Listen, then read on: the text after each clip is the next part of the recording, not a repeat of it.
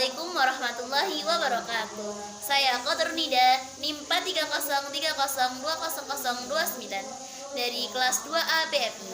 Di sini saya akan sedikit menerangkan tentang buku yang sudah saya baca. Yang pertama tentang haji dan umroh, yang kedua tentang Uyunul Masailin Nisa, yaitu tentang permasalahan wanita. Yang selanjutnya ada penerjemahan dari kitab Fathul Qorib.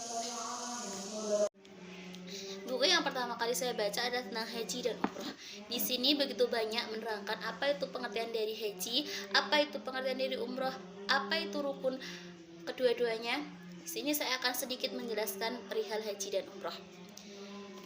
Haji adalah niat menuju Baitul Haram dengan ilmu khusus untuk melaksanakan amalan-amalan ibadah tertentu.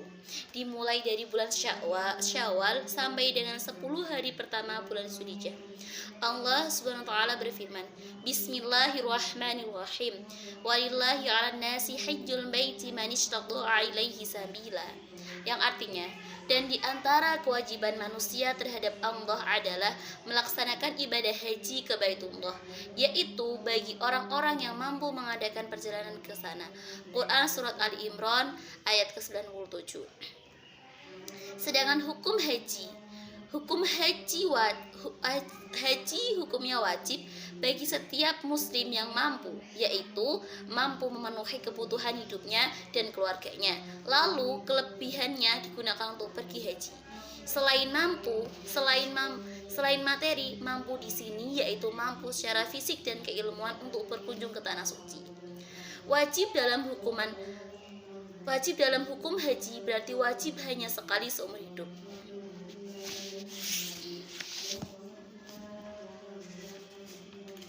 Yang selanjutnya ada jenis-jenis haji.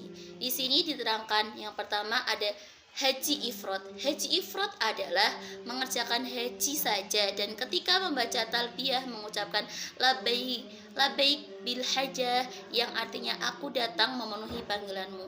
Orang yang melakukannya dalam keadaan ihram sampai dengan selesainya seluruh rangkaian ibadah haji. Yang kedua ada haji tamattu, yang artinya mengerjakan ibadah umroh di bulan haji dan menunaikan haji di tanah yang sama.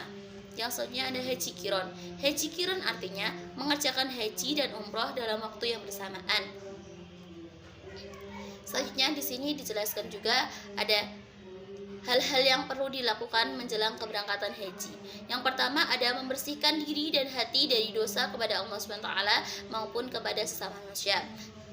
Yang biasa kita sebut dengan hablum minallah dan hablum minan nas. Yang kedua ada menepati janji yang pernah dinyatakan. Seandainya kita ingin berangkat haji dan di sebelumnya kita sudah pernah menjanjikan kepada orang lain, maka kita wajib menepati janji tersebut sebelum kita menunaikan ibadah haji. Yang selanjutnya ada mempersiapkan mental untuk melaksanakan ibadah haji yang memerlukan ketangguhan, keikhlasan dan tawakal hanya kepada Allah. Jadi sebelum kita berangkat haji, kita harus memerlukan keikhlasan. Jadinya semua yang kita lakukan di sana harus dilandasi dengan rasa keikhlasan. Ya, ada juga tawakal. Di sana kita itu tanpa mengharapkan suatu apapun dan kita di sana hanya fokus untuk mendekatkan diri kepada Allah. Yang selanjutnya ada menyelesaikan urusan yang berhubungan dengan keluarga. Jadi sebelum kita berangkat haji, semua kebutuhan, semua yang berurusan dengan keluarga sebelum kita tinggalkan wajib kita selesaikan terlebih dahulu. Yang selanjutnya ada menyiapkan keperluan yang akan dibawa untuk melaksanakan ibadah haji. Selanjutnya ada syarat wajib haji. Yang pertama, Islam. Jadi seorang yang berangkat haji itu harus beragama Islam. Jika yang tidak beragama Islam maka tidak sah hajinya. Yang kedua ada berakal. Ibadah haji tidak sah bila dilakukan oleh orang yang mempunyai gangguan mental atau gila. Jadi orang yang melakukan ibadah haji itu harus berakal, tidak boleh gila. Yang selanjutnya ada balik. Ibadah haji sah apabila dilakukan oleh orang yang sudah cukup umur. Jadi seorang balita ataupun anak-anak itu tidak diperbolehkan untuk ikut haji. Yang kedua ada merdeka. Maksud di sini merdeka adalah statusnya bukan lagi seorang budak. Yang selanjutnya ada mampu. Di sini mampu bukan hanya mampu fisik, bukan hanya mampu materi, tapi juga mampu semuanya. Mampu dalam hal materi, fisik maupun keilmuannya. Jadi di sana tanpa kita, walaupun kita hanya mempunyai materi, tapi kita tidak bisa mencukupi kebutuhan fisik kita, sepertinya kita lemah dalam semua hal, itu juga tidak baik. Yang selanjutnya ada rukun haji. Yang pertama adalah ihram. Ihram adalah memulai manasik haji dengan mengucapkan niat. Ihram merupakan hal yang paling pertama yang dilakukan ketika melaksanakan ibadah haji, mulai dari miqat disertai dengan larangan melakukan hal yang tertentu. Yang kedua ada wukuf. Wukuf dilakukan di padang Arafah dengan berdiam pada tanggal 9 Zulhijjah, sejak matahari menuju waktu zuhur hingga matahari terbenam atau maghrib. Yang selanjutnya ada tawaf. Tawaf dilakukan setelah wukuf dan mabit di Musdalifah. Tawaf dilaksanakan pada tanggal 10, 11, 12, dan 13 Zulhijjah atau di hari lainnya. Yang selanjutnya ada sa'i. Sa'i yang biasa kita sebut adalah lari-lari kecil, yaitu berjalan dari Bukit Sofa ke Bukit Marwah sebanyak 7 kali. Yang selanjutnya ada tahallul. Tahallul disimbolkan dengan mencukur minimal 3 helai rambut. Tahallul merupakan salah satu rukun haji sebagai penghalal terhadap hal yang diharamkan dalam haji. Yang selanjutnya ada tertib dan berurutan. Rukun haji dilakukan secara tertib dan berurutan dari awal sampai akhir. Apabila ada yang terlewat, maka ibadah hajinya dianggap tidak sah. Yang selanjutnya ada wajib dan sunnah haji. Yang pertama wajib haji. Wajib haji ihram dari miqat yang sudah dijelaskan sebelumnya. Yang selanjutnya ada wukuf di padang Arafah sampai matahari terbenam. Yang selanjutnya ada bermalam di Musdalifah, ada bermalam di Mina dan melempar jumrah, tahallul dan tawaf wada. Terus ada juga yang disunahkan saat berhaji. Yang pertama sunnah ihram. Maksudnya sunnah ihram di sini saat kita melakukan ihram disunahkan pertama mandi ketika ihram, kedua memakai minyak wangi di badan ketika ihram, yang ketiga berihram dengan kain ihram baik yang atas maupun yang bawah. Yang selanjutnya ada sholat di lembah Aqiq bagi orang yang melewatinya. Yang selanjutnya ada sunah-sunah ketika masuk kota Makkah. Yang pertama menginap di Zufatwa, mandi untuk memasuki kota Makkah. Masuk kota Makkah harus pada siang hari. Yang kedua ada mendahulukan kaki kanan ketika masuki Masjidil Haram dengan baca Allahumma antas salam wa minkas salamu fahayyi lana rabbana bisalam wa adkhilna jannata daras salam tabarakta alaita ya dal jalali wal ikram Allahumma aftah li abwaba rahmatika wa maghfiratik wa adkhilni fiha bismillahi walhamdulillahi wassalati wassalamu ala rasulillah. Yang ketiga ada mengangkat tangan ketika melihat Ka'bah dan berdoa Allahumma antas salam wa minkas salam fahayyi rabbana bisalam. Yang selanjutnya ada sunnah tawaf. Di sini sunnah tawaf yang pertama adalah al-ittiba, yaitu memasukkan tengah-tengah kain ihram ke dalam ketiak dan menyelempangkan ujungnya di pundak kiri sehingga pundak kanan terbuka. Yang kedua ada mengusap hajar aswad, mencium hajar aswad, sujud di atas hajar aswad dan bertakbir setiap melewati hajar aswad. Yang selanjutnya ada sunah-sunah sa'i. Yang pertama berlari-lari kecil dengan sungguh-sungguh antara dua tanda hijau. Yang kedua ada ketiga berada di Marwah. Ketika berada di Marwah mengerjakan seperti apa yang dilakukan di Safa, baik menghadap kiblat, bertasbih, bertakbir maupun berdoa. Yang selanjutnya ada sunah-sunah ketika keluar dari Mina. Yang pertama ihram untuk haji pada hari tarwiyah dari tempat tinggal masing-masing. Yang selanjutnya ada pada hari Arafah menjamak sholat zuhur dan asar di Namirah. Bukan hanya ada sunnah dan larangan dalam haji, bukan hanya ada sunnah dan kewajiban dalam haji, tapi di sini juga ada larangan dalam haji, yaitu maksudnya hal-hal yang tidak diperbolehkan ketika melaksanakan ibadah haji, karena bila dilakukan akan merusak ibadah haji. Adapun larangan itu adalah sebagai berikut. Yang pertama, larangan bagi jamaah laki-laki untuk memakai pakaian yang berjahit dan memakai tutup kepala. Jamaah laki-laki diwajibkan memakai pakaian ihram, yaitu kain berwarna putih yang tidak dijahit. Yang selanjutnya adalah larangan bagi jamaah perempuan. Di sini maksudnya bagi jamaah perempuan dilarang menggunakan penutup muka dan sarung tangan. Selain itu, pakaian yang digunakan jamaah perempuan tidak boleh ketat. Yang selanjutnya adalah larangan bagi jamaah perempuan dan laki-laki. Semua jamaah dilarang menggunakan wewangian, mencabut dan mencukur bulu badan, memotong kuku, menikah ataupun menjadi wali nikah, memburu, membunuh binatang, berhubungan badan suami istri, berbuat maksiat dan berkata yang tidak sempurna. Itu adalah larangan haji. Yang selanjutnya ada juga fungsi haji. Yang pertama, hikmah secara umum. Hikmah secara umum adalah hikmah yang didapatkan seorang muslim yang melaksanakan ibadah haji secara keseluruhan dan mencakup banyak hal. Yang pertama, haji adalah amal yang paling utama. Ibadah haji adalah ibadah yang paling utama dibandingkan dengan ibadah yang lainnya, yakni ibadah haji yang mabrur, diterima di sisi Allah SWT. Yang selanjutnya ada haji merupakan jihad yang paling utama, mati ketika sedang membela Islam dan Allah menjanjikan surga kepadanya. Yang selanjutnya ada haji dapat menghapus dosa dan menjadi duta Allah SWT, mendapatkan balasan surga. Haji dapat menghapus kekafiran dan diterimanya doa untuk orang lain. Yang selanjutnya ada ketentuan khusus haji perempuan. Yang pertama, harus mahram. Adapun syarat haji bagi perempuan, jika tidak ada mahramnya, maka menggugurkan kewajibannya karena tidak dapat terpenuhinya kemampuan.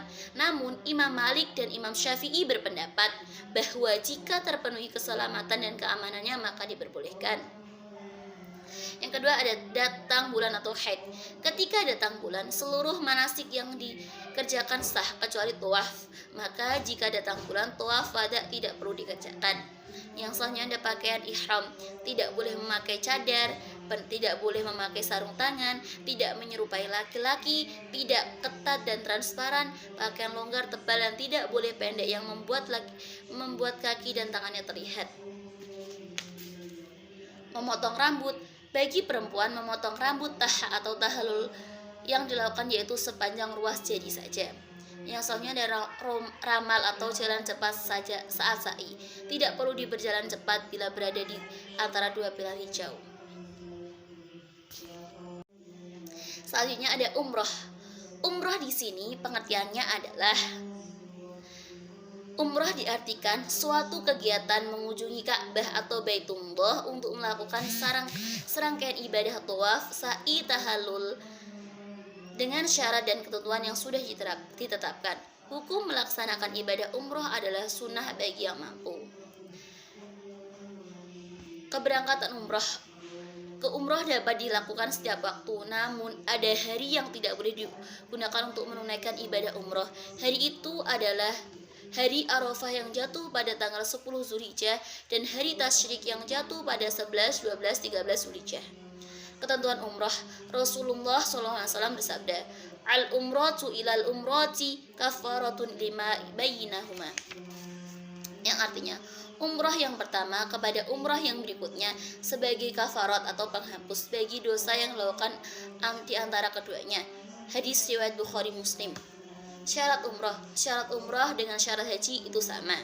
Rukun umrah yaitu rangkaian amalan yang harus dilakukan dalam melaksanakan ibadah umrah dan tidak boleh diganti dengan hal lainnya termasuk denda. Yang pertama ada niat dan ihram, yang kedua ada tawaf, yang ketiga ada sa'i. Sedangkan wajib umrah yang pertama adalah ihram dari miqat. Niat melaksanakan ibadah umrah dengan menggunakan pakaian ihram dimulai dari miqat. Apabila melewati miqat harus kembali ke miqat, jika tidak harus membayar dam. Yang selanjutnya ada tahallul atau memotong minimal 3 helai rambut, namun lebih baik menggundulnya. Tahallul adalah masa habis larangan ihram. Sedangkan larangan selama umroh sama dengan larangan haji. Buku yang kedua yang telah saya baca adalah tentang Uyunul Masail Nisa, yaitu tentang sumber permasalahan wanita. Di sini menjelaskan tentang begitu banyak permasalahan wanita. Yang pertama akan saya terangkan tentang haid. Haid di sini diterangkan artinya adalah kodrat wanita yang tidak bisa dihindari dan sangat erat kaitannya dengan aktivitas ibadahnya sehari-hari. Pada masa jahiliyah, haid dianggap suatu yang menjijikan dan harus dipikul kaum wanita. Pada masa itu, orang Yahudi tidak melakukan wanita secara manusiawi terhadap istrinya yang sedang haid. Mereka mengusirnya dari rumah, tidak mau mengajak tidur dan makan bersama, yang semua itu sangat melecehkan kaum wanita. Sementara orang Nasrani mempunyai kebiasaan menggauli istri di kala haid. Dan sekarang kita sudah berada di zaman Islamiyah, di zaman yang sudah penuh dengan ilmu-ilmu agama dan ilmu-ilmu pengetahuan lainnya. Di sini akan menjelaskan begitu banyak tentang permasalahan wanita yang seharusnya adalah haid. Jadinya nanti kita tidak akan terjerumus lagi dan kita tidak akan salah lagi dalam perihal itu. Haid di sini diterangkan bahwa disebut juga sebagai menstruasi. Secara harfiah atau lughatnya mempunyai arti mengalir. Sedangkan menurut arti syar'inya adalah darah yang keluar melalui alat kelamin wanita yang sudah mencapai usia minimal 9 tahun, kurang dari 16 hari, kurang sedikit, usia 8 tahun, 11 bulan, 14 hari, lebih sedikit. Dan keluar secara alami, tabiat perempuan bukan disebabkan melahirkan atau suatu penyakit pada rahim. Sedangkan hukum mempelajari ilmu haid adalah yang pertama, fardu ain. Dihukumi fardu ain yang bagi wanita yang balik. Jadinya sebagai seorang wanita yang sudah cukup umurnya dan sudah balik itu dihukumi fardu ain. Jadinya wajib bagi satu orang wanita itu. Artinya wajib bagi setiap wanita yang sudah balik untuk belajar dan mengerti permasalahan yang berhubungan dengan haid, nifas dan istihadah. Sebab mempelajari hal-hal yang menjadi syarat keabsahan dan batalnya suatu ibadah adalah fardu ain. Yang kedua, dihukumi fardu kifayah bagi laki-laki. Mengingat permasalahan haid, nifas dan istihadah tidak bersentuhan langsung dengan rutinitas ibadah kaum laki-laki, maka hukum mempelajarinya adalah fardu kifayah. Yang selanjutnya di sini ada tanda-tanda dari balik. Seorang anak bisa dihukumi balik apabila sudah memenuhi salah satu dari 4 tanda balik. Yang pertama adalah seorang anak genap berusia 15 tahun Komariah ataupun Hijriyah, baik laki-laki ataupun perempuan. Di sini dari hadis Ibnu Umar, tatkala beliau diajukan kepada Nabi SAW untuk ikut berperang dalam perang Uhud saat masih berusia 14 tahun. Namun Nabi tidak merestui karena menganggapnya belum balik. Kemudian pada perang Khandaq, Ibnu Umar diajukan kembali kepada Nabi SAW untuk ikut berperang saat berusia 15 tahun. Karena Nabi menganggapnya sudah balik, maka beliau merestuinya. Ulama merumuskan bahwa bila seorang anak laki-laki ataupun perempuan sudah genap berusia 15 tahun, maka dihukumi balik. Sedangkan cara penghitungannya mulai dari terpisahnya anak dari kandungan sang ibu sampai genap umur 15 tahun Hijriyah dengan hitungan pasti. Oleh karena itu, jika kurang 1 hari saja seorang anak belum bisa dihukumi balik. Dalam penentuan umur balik ini yang dia jadikan pijakan dalam penanggalan Hijriyah, bukan penanggalan Masehi. Dengan demikian, sudah seharusnya bagi orang tua untuk membiasakan diri menggunakan penanggalan Hijriyah dalam menulis hari kelahiran bayi, bukan dengan penanggalan Masehi. Yang selanjutnya tanda balik yang kedua adalah keluar sperma pada saat minimal usia 9 tahun Hijriyah bagi laki-laki ataupun perempuan. Hal ini berdasarkan firman Allah dalam Quran surat An-Nur ayat 59. Bismillahirrahmanirrahim. Wa idza balaqal atfalu minkumul khulumal falyasta'dinun. Yang artinya, dan apabila anak-anakmu sekalian telah mencapai balik atau keluar sperma, maka hendaklah mereka minta izin. Dan hadis Nabi Muhammad SAW, Rufi al-qalamu an salasah aniswabiya hatta yahtalim. Artinya tuntutan untuk mengamalkan syariat tidak diberlakukan bagi 3 orang. Salah satunya bagi anak kecil sampai dia keluar sperma. Yang selanjutnya tanda haid yang ketiga adalah haid. Artinya ketika seorang wanita pertama kali mengalami haid, maka mulai saat itu ia dihukumi balik. Yang selanjutnya ada hamil. Pada hakikatnya hal ini bukanlah menjadi salah satu tanda balik bagi wanita. Akan tetapi menjadi tanda balik adalah keluarnya sperma yang ditandai dengan adanya melahirkan. Sebab kehamilan tidak bisa diyakini keberadaannya kecuali setelah melahirkan. Ketika wanita sudah melahirkan, maka wanita tersebut dihukumi balik semenjak 6 bulan lebih sedikit sebelum melahirkan.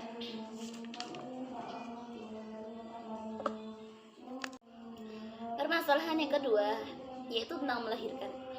Pasti semua orang wanita menginginkan adanya kelahiran. Masa kehamilan. Minimal masa hamil adalah 6 bulan lebih sedikit waktu jima dan melahirkan. Masa itu terhitung mulai waktu yang mungkin digunakan suami istri bersentuhan setelah akad nikah. Sedangkan pada umumnya masa hamil adalah 9 bulan dan yang paling lama adalah 4 tahun. Bulan yang dibuat ukuran minimal dan umumnya masa hamil adalah 30 hari, tidak memakai bulan penanggalan, sedangkan bulan yang dibuat ukuran maksimalnya masa hamil adalah bulan penanggalannya. Yang selanjutnya ada aborsi atau penguburan bayi. Tidak asing kita mendengar kata aborsi. Aborsi yang dilakukan setelah usia kandungan 120 hari setelah dituyupnya ruh, hukumnya haram. Sedangkan aborsi sebelum kandungan berusia 120 hari terjadi perbedaan pendapat di antara ulama. Menurut Ibnu Hajar, pendapat yang mutajih atau kuat hukumnya haram, sedangkan menurut Imam Romli hukumnya tidak haram. Penggunaan alat aborsi. Yang pertama, apabila menggunakan alat itu menyebabkan tidak bisa hamil selamanya, maka dihukumi haram. Yang kedua, apabila menggunakan alat kontrasepsi hanya untuk memperpanjang jarak kehamilan dan tidak ada undur, maka hukumnya makruh. Selanjutnya, apabila penggunaan alat itu digunakan memperpanjang jarak kehamilan dan dilatar belakangi oleh adanya undur seperti demi kemaslahatan merawat anak, khawatir telantarnya anak dan lainnya, maka hukumnya tidak makruh. Yang selanjutnya ada nifas. Permasalahan ini sering sekali terjadi, bahkan itu sudah menjadi kodrat seorang wanita setelah melahirkan adalah nifas. Nifas menurut bahasa adalah melahirkan, sedangkan menurut istilah syara adalah darah yang keluar melalui farji perempuan setelah melahirkan atau belum melebihi 15 hari setelahnya. Bila darah tidak langsung keluar, yang pertama, adapun darah yang keluar saat melahirkan, darah ketika melarani atau mana atau melahirkan tersebut secara Jawanya atau bersamaan dengan bayi tidak disebut darah nifas. Sedangkan dan hukumnya sebagai berikut. Yang pertama, bila darah tersebut bersambung dengan darah haid sebelumnya maka disebut darah haid.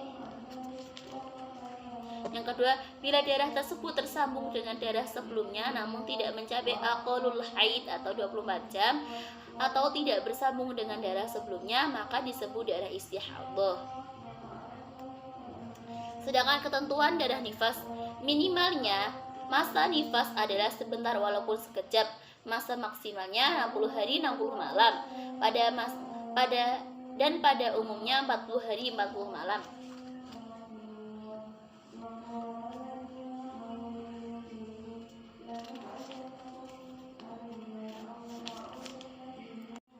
Permasalahan yang selanjutnya adalah tentang permasalahan istihadah. Tidak asing bukan kita sering mendengar kata istihadah. Istihadah secara bahasa adalah mempunyai arti mengalir, dan secara istilah syar'i, istihadah adalah darah penyakit yang keluar dari farji wanita yang tidak sesuai dengan ketentuan haid dan nifas. Sifat dan warna darah. Sebelum kita membahas masalah istihadah, maka yang perlu diperhatikan terlebih dahulu adalah mengetahui sedetail mungkin kuat dan lemahnya darah. Kuat dan lemahnya darah dipengaruhi oleh warna dan sifat darah sebagaimana seperti berikut.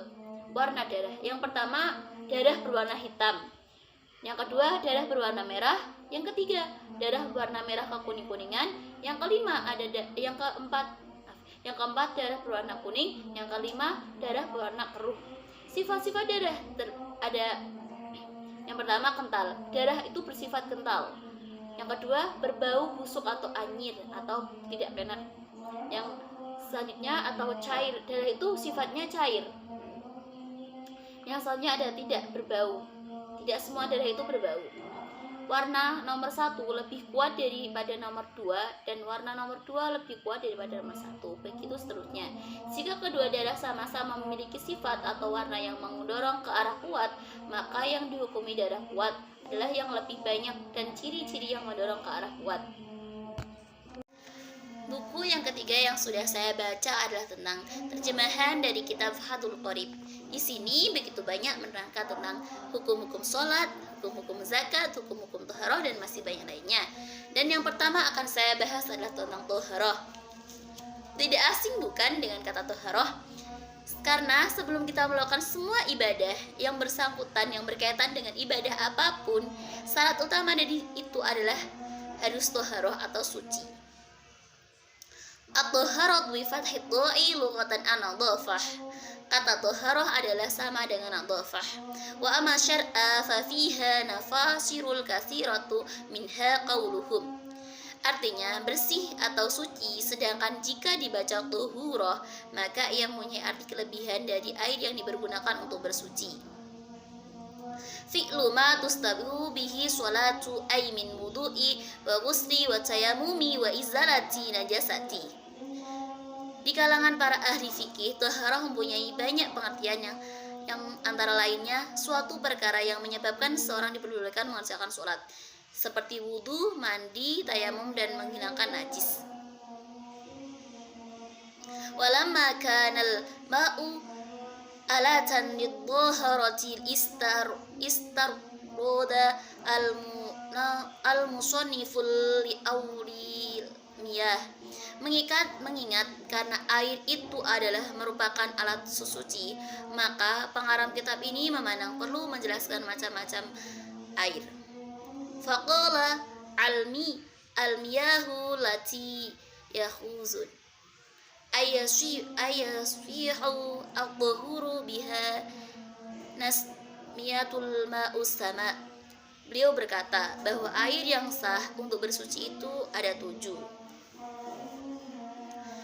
Yang pertama air hujan, yang kedua air laut, yang ketiga air sungai, yang keempat air sumur, yang kelima ada air sumber, yang keenam ada air es, yang ketujuh ada air embun. Ketujuh macam-macam air tersebut di atas kemudian diringankan menjadi 2, yaitu air yang datang dari langit dan air yang dari bumi. Hal itu bila dilihat dari segi keadaan yang wujud. Sedangkan menurut asalnya semua air itu adalah dari langit. Selanjutnya saya akan membahas tentang hukum-hukum sholat. As-sholatu mafruḍah. Wa fi ba'din nusahi as-sholatu mafruḍah. Adapun sholat yang difardukan diwajibkan menurut sebagian keterangan menggunakan kata-kata sholat yang difardukan. Khamsun, itu ada 5. Masing-masing wajib dikerjakan di awal waktu secara luasa sampai waktu tersebut menjadi habis. Maka ketika itu sempitlah waktu untuk mengerjakan sholat. Al-awal as-sholatu duhri, yaitu sholat duhur. Menurut Imam Nawawi, sholat itu dinamakan sholat duhur karena sholat tersebut tampak nyata di tengah-tengah siang hari. Adapun permulaan waktunya yaitu mulai condongnya matahari dari tengah-tengah langit, bukan dengan melihat keadaannya tapi dengan melihat benda yang dapat kita lihat secara nyata. Yang kedua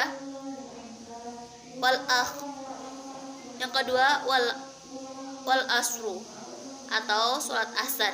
Dinamakan sholat asar karena sholat tersebut mendekati waktu menjelang terbenamnya matahari. Permulaan waktu sholat asar yaitu bayangan suku benda itu menjadi bertambah pada bertambah panjang dari bendanya.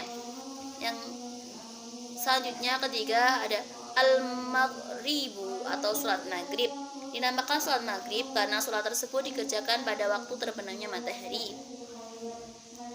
Yang selanjutnya ada wal isya'u, sholat isya, yakni dengan dibaca kasroh huruf ainnya dan dibacakan adalah sebutan bagi permulaan keadaan gelap. Yang selanjutnya ada wasubahu, sholat subuh. Arti subuh menurut bahasa ialah permulaan siang, dan sholat ini dinamakan dengan subuh karena mengerjakannya di permulaan siang. Yang selanjutnya ada fasal tentang rukun sholat. Faslun fi arkani sholati wa taqaddama ma'na sholati lughatan wa syar'a.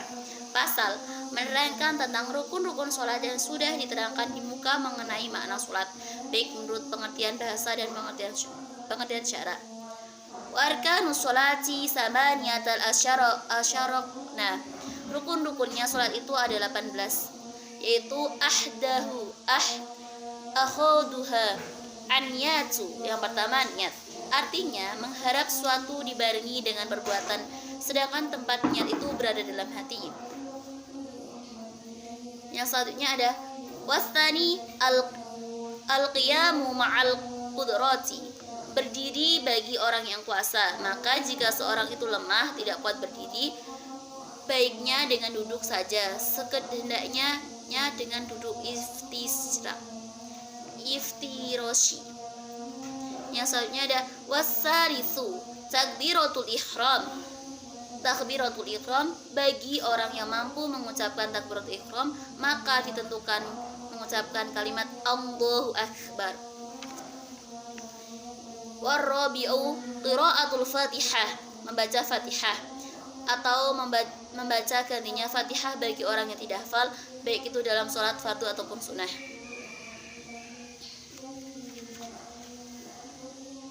Wal khamisu ar-ruku'u, ruku, paling tidak fardunya ruku bagi orang yang kuasa berdiri badannya dalam keadaan biasa dan selama kedua tangannya dan lututnya, yaitu dengan membungkuk tanpa tegap sekadar kedua telapak tangan orang sampai lututnya jika memang menghendaki meletakkan kedua telapak tangan di atas kedua lututnya.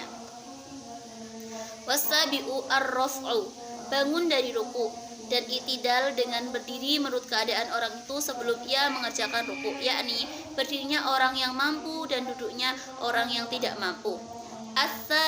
As-saminu al-tuma'ninatu fih, tuma'ninah di dalam i'tidal. Wattabi'u sujudu, sujud 2 kali dalam masing-masing rakaat. Paling sedikit sujud itu ialah bertemunya sebagian peningnya orang yang sholat pada tempat sujud dari bumi ataupun lainnya.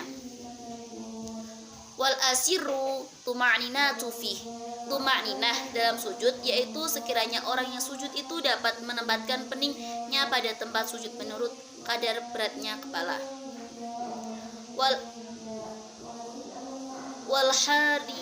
Wal hadi asyarul julusu bainas sajdatain.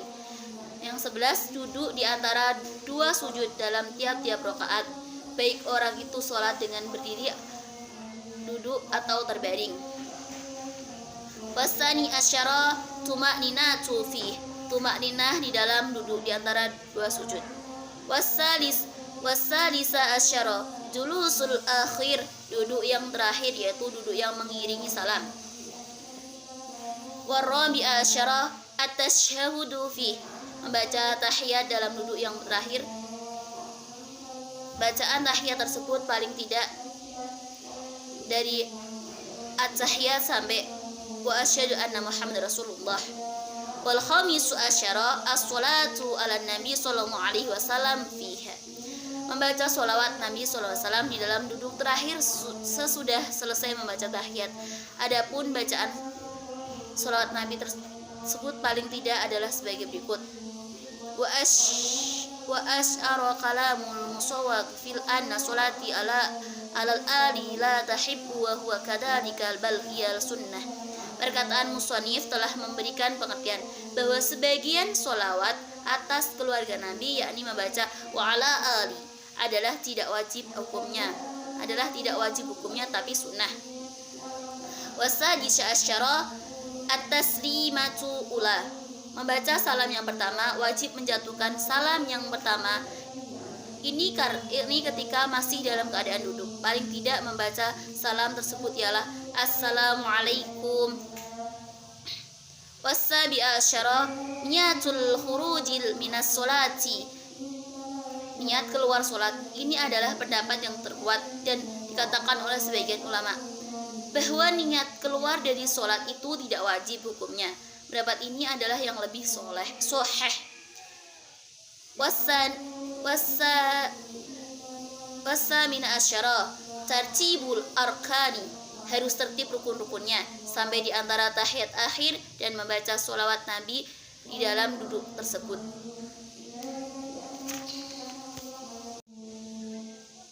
Faslun yang selanjutnya adalah faslun fi adami mubtilatis sholat, pasal menerangkan tentang bilangannya perkara yang membatalkan sholat. Walladhi tabtulu bihi sholatu ahad asyara syai'an kalamul amd. Adapun perkara yang membatalkan sholat itu ada 11 perkara, yaitu pertama, berbicara dengan sengaja yang sesuai dengan pembicaraan manusia, baik itu berhubungan dengan kebaikan sholat ataupun tidak. Wal amalu kathiru, berbuat sesuatu yang baik secara berturut-turut, seperti melangkah 3 kali dengan sengaja ataupun tidak. Adapun melakukan perbuatan sedikit maka tidak membatalkan sholat. Wal hadasu, adapun hadas kecil dan besar. Wal khudusus najasati, secara tiba-tiba ada najis yang tidak diampuni. Jika najis itu jatuh di antara pakaiannya orang yang sholat, sedangkan najis tersebut dalam keadaan kering, maka hendaknya ketika itu pula melepaskan najisnya dari pakaian. Jika demikian maka tidak membatalkan sholatnya. Wan kisyaful aurati, terbukanya aurat secara sengaja. Bila aurat itu terbuka oleh angin, maka hendaknya cepat-cepat menutupnya seketika itu pula, maka tidak membatalkan sholatnya.